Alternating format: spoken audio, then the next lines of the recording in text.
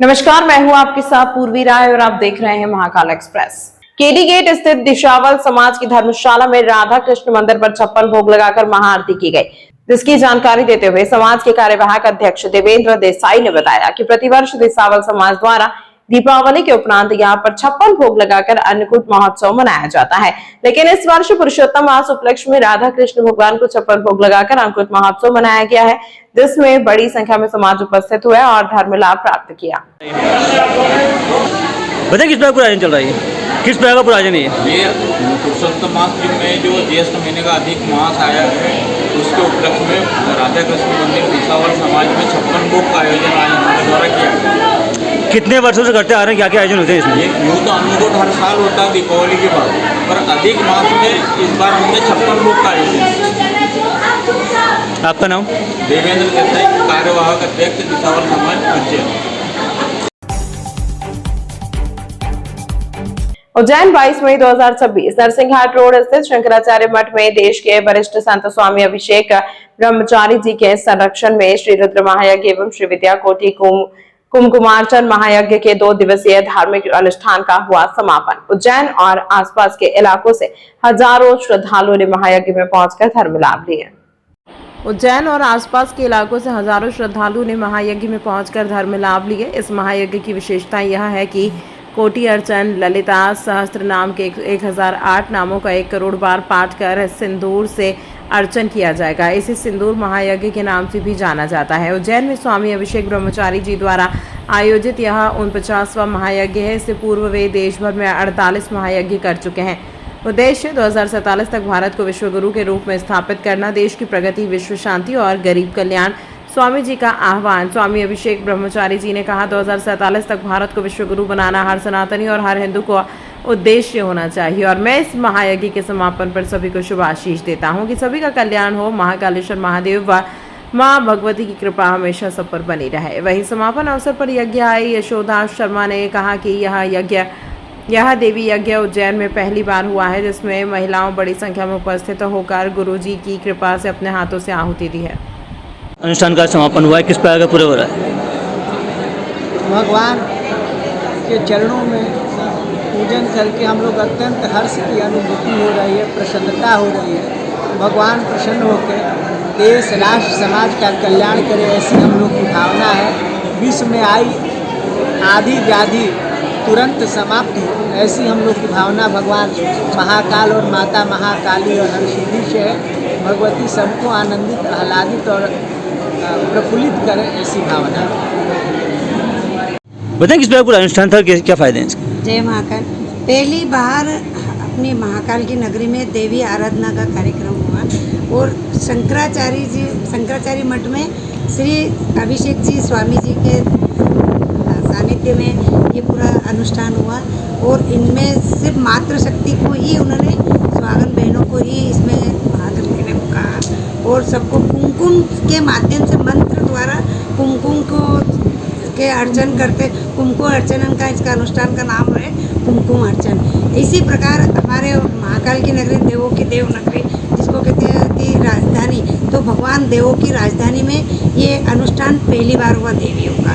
और आज हमारे महाकाल बाबा की नगरी में इसी प्रकार के हर लोग, मतलब हर मठ और मंदिरों में ऐसे अनुष्ठान होते रहे, हमारी ऐसी भावना रहे। और गुरु जी का उनका जो प्रवचन था कि सभी मातृशक्ति और सुहागन बने रहे, अपने घर में अन्न धन लक्ष्मी पुत्र धन सभी की अन्नपूर्णा भंडार भर रही रहे। इसी प्रकार उन्होंने सभी मातृशक्तियों को मंच से आशीर्वाद भी दिया और ललिता देवी के नाम से पूरा अनुष्ठान हुआ। आपका नाम? यशोदा शर्मा। जब धर्म का मंच राष्ट्र धर्म से जुड़ जाता है तो समाज में एक बड़ा बदलाव आता है। कुछ ऐसा ही अनूठा नजारा देखने को मिला बाबा महाकाल की नगरी उज्जैन में, जहां एक धार्मिक मंच से देश की अर्थव्यवस्था को मजबूत करने की एक बड़ी और अनोखी अपील की गई। दरअसल कुछ समय पूर्व देश के प्रधानमंत्री नरेंद्र मोदी ने देशवासियों से एक खास अपील की थी। प्रधानमंत्री ने बढ़ती वैश्विक चुनौतियों के बीच देशवासियों से पेट्रोल डीजल की खपत कम करने, इलेक्ट्रिक व्हीकल्स अपनाने और रुपए की गिरती कीमत को संभालने के लिए सोना न खरीदने का आग्रह किया था। पीएम मोदी की इस राष्ट्रव्यापी अपील का असर अब जमीनी स्तर पर भी दिखने लगा है। धार्मिक नगरी उज्जैन के गुर्जर गौड़ ब्राह्मण समाज धर्मशाला में आयोजित श्रीमद् भागवत कथा के समापन के अवसर पर प्रख्यात कथा व्यास आचार्य पंडित सुनील कृष्ण व्यास जी ने व्यासपीठ से देश हित में एक बड़ी हुंकार भरी। उन्होंने कथा सुनने आए हजारों श्रद्धालुओं और देश की जनता से सीधे तौर पर प्रधानमंत्री मोदी के इस मुहिम से जुड़ने का आह्वान किया। वाहनों का सीमित उपयोग, बहुत जरूरी होने पर ही वाहनों का इस्तेमाल करें। 1 साल तक सोना न खरीदें। रुपए के गिरते स्तर को सुधारने और देश की अर्थव्यवस्था को मजबूती देने के लिए कम से कम 1 साल तक सोने की खरीदारी से बचें। आचार्य श्री ने इस भावुक और तार्किक अपील का वहां मौजूद धर्मप्रेमी जनता पर गहरा असर देखने को मिला। उज्जैन से उठी यह आवाज बताती है कि देश को आर्थिक रूप से आत्मनिर्भर और मजबूत बनाने में देश का हर नागरिक और हर मंच अपना योगदान दे सकता है। ये महर्षि गौतम गुर्जर गौड़ ब्राह्मण समाज द्वारा 7 दिन की सप्ताह यज्ञ कथा चल रही थी। आज समापन की कथा में हमने विशेष रूप पर हमारे यशस्वी प्रधानमंत्री श्री नरेंद्र जी मोदी साहब ने जो सभी जनता जनार्दन से अपील की है, उसी अपील को हमने विशेष तौर पर आज के समापन की कथा में रखा है। सुनने वाली जितनी भी महिलाएं हैं, क्योंकि अधिकतर महिलाएं बढ़ चढ़कर सोना खरीदती है, तो हमने कथा के माध्यम से कोशिश की है कि हमारे प्रधानमंत्री जी की अपील जन जन तक पहुँचे और इसी अपील को जन जन के लोग अमल भी करें।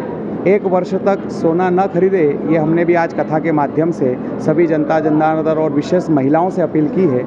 और पुरुष वर्ग से भी हमने निवेदन किया है कि जो हमारे मोदी जी ने अपील की है कि डीजल और पेट्रोल की जो लगातार कीमत बढ़ रही है, आने वाले समय में इसकी किल्लत हमको ना हो, इसलिए उसका सामना अभी से ही करें। हम कम से कम अपने वाहनों का उपयोग करें, ज़रूरी लगे तो ही घर से वाहनों का प्रयोग करें और विशेषकर जहाँ तक हो सके अपने वाहन पर एक और व्यक्ति को बिठाकर दूर जाने का जो भी कार्य हो, एक के साथ 2 मिलकर करें ताकि वाहन की आवाजाही में कटौती हो, डीजल पेट्रोल की बचत हो। ऐसी हमने पुरुष और महिला दोनों से अपील की है। प्रदेश के मुख्यमंत्री जी ने भी अपने टारगेट में से जी, प्रदेश के मुख्यमंत्री ने भी अपने आप पे टारगेट में से गाड़ियाँ कम की हैं जी। उसे कैसे? ठीक है, समय जिस हिसाब से चल रहा है और देश में जो अभी किल्लत है, सभी के साथ पूरा देश खड़ा हुआ है। माननीय मुख्यमंत्री जी ने भी अपील की है, प्रधानमंत्री जी ने की है और मैं ऐसा समझता हूं कि इनकी अपील जन जन तक जा रही है और जागृति भी आ रही है। और उसी अपील को हमने कथा के माध्यम से भी आज उगाया ताकि हर व्यक्ति इस देश जिस समय से गुजर रहा है, इस संकट से भी हम उभरेंगे और आगे जाकर फिर देश भारत सोने की चिड़िया बनेगा। कथा का समापन हुआ। 7 दिन का ये कार्यक्रम था, साप्ताहिक कथा थी और कथा में बहुत आनंद आया। हमारे गुरुजी ने कथा को बहुत अच्छे तरीके से सब लोगों को सुनाया और समझाया। और आज समापन था। समापन में समाज को, परिवार को एक संदेश गुरुजी ने दिया है और वो संदेश हम सबके लिए एक बहुत ही लाभकारी संदेश है। ये माननीय हमारे प्रधानमंत्री जी ने भी यही संदेश दिया था और हमारे माननीय मोहन जी यादव मुख्यमंत्री महोदय ने भी इस तरह का संदेश दिया है और इन दोनों ने अपने निजी जीवन में भी इस चीज़ का अमल किया है।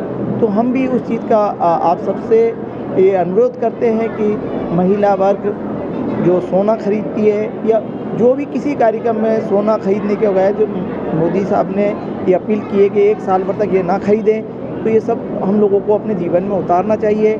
और इसके साथ साथ पेट्रोल और डीजल की बचत के लिए भी वाहनों का उपयोग बहुत ही नियमित और कम से कम में करना चाहिए ताकि पेट्रोल और डीजल की बचत हो सके। और ये इस चीज़ से हम सब लोगों को फ़ायदा होगा, हमारे देश को फ़ायदा होगा, हमारे राज्य को फ़ायदा होगा, इससे हम लोगों की जीवन में उन्नति आएगी।